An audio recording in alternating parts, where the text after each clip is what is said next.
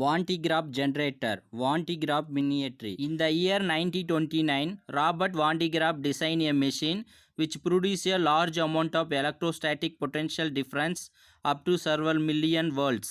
10 to the power 7 volt. So 1920ஆம் ஆண்டு பார்த்தீங்கன்னா ராபர்ட் வான் டி கிராப் என்பவர் பல மில்லியன் வோல்ட், அதாவது 10 to the power 7 வோல்ட் அளவிலான மிக அதிக நிலை மின்னழுத்த வேறுபாட்டை உருவாக்கும் எந்திரம் ஒன்றை அவர் வடிவமைத்தார்.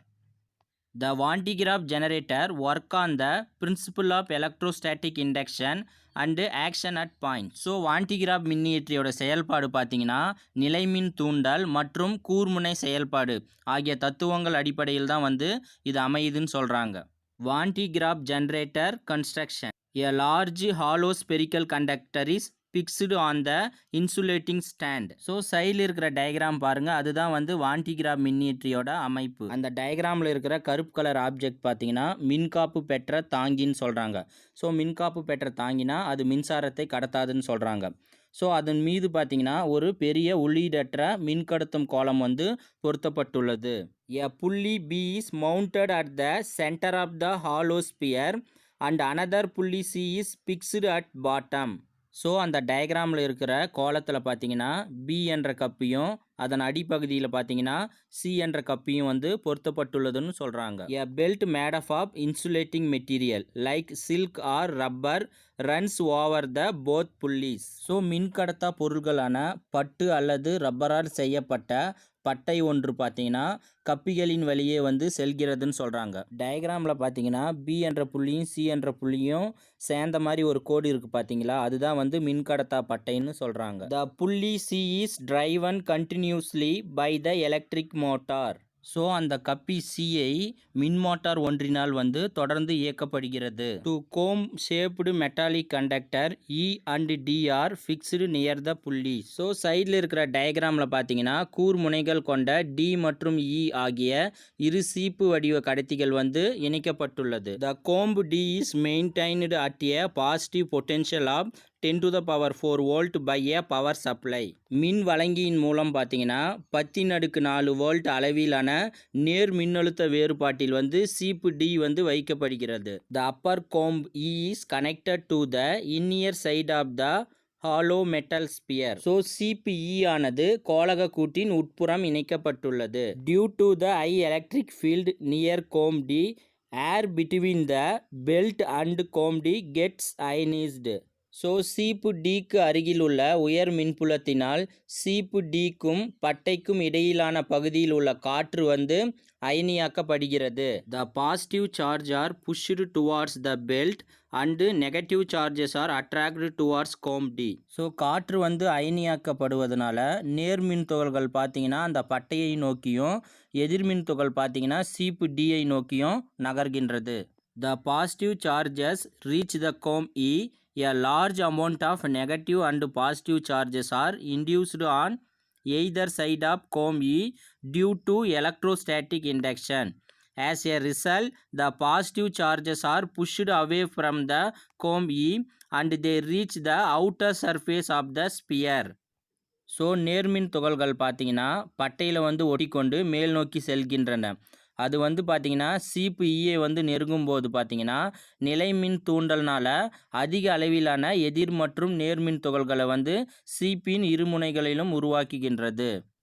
மேலும் நேர்மின் துகள்கள் சீப்பு ஈயிலிருந்து விரட்டப்பட்டு கோலத்தின் புறப்பகுதியை அடைகின்றது. டயக்ராமில் பார்த்தீங்கன்னா அந்த ஈ சீப்புக்கு மேலே, அதாவது அந்த கோலத்தை சுற்றி பார்த்தீங்கன்னா நேர்மின் துகள்கள் விரட்டப்படுகிறதுன்னு சொல்கிறாங்க.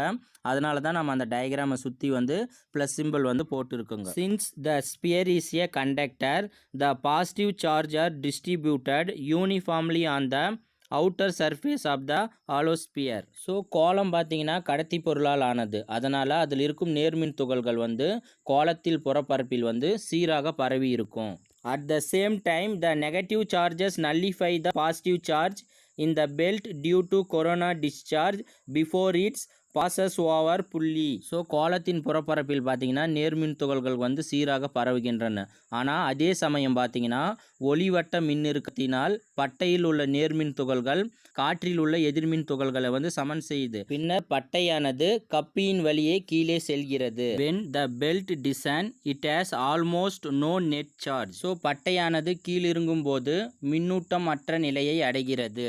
at the bottom it again gains a large positive charge. the belt goes up and delivers the positive charges to the outer surface of the sphere. So இந்த பட்டையானது கீழே உள்ள சீப்பை வந்து நெருங்கியவுடன் மீண்டும் பார்த்தீங்கன்னா அதிக மின்துகளை வந்து அந்த பட்டை வந்து ஏற்கிறது. ஸோ இந்த பட்டையானது மறுபடியும் வந்து மேலே சென்ற பின்பு அது நேர்மின் துகளை வந்து கோளத்தின் புறப்பரப்பிற்கு அளிக்கிறது. The process continues until the outer surface produces the potential difference of the order of 10 to the power 7 which is the limiting value. So கோளத்தின் புறப்பரப்பில் பார்த்தீங்கன்னா பெரும அளவில் கிட்டத்தட்ட 10⁻7 வோல்ட் மின்னழுத்த வேறுபாடு உருவாகும் வரை இந்த நிகழ்வானது தொடர்ந்து வந்து நடைபெற்று கொண்டே இருக்கும். We cannot store charges behind this limit since the extra charges starts leaking to the surroundings due to ionization of air. So கோளத்தில் பார்த்தீங்கன்னா மின்துகள்கள் வந்து ஏற்கப்படாத நிலையை எட்டியவுடன் காற்றின் அயனியாக்கம் காரணமாக மின்துகள்கள் வந்து கசிய தொடங்கின்றது.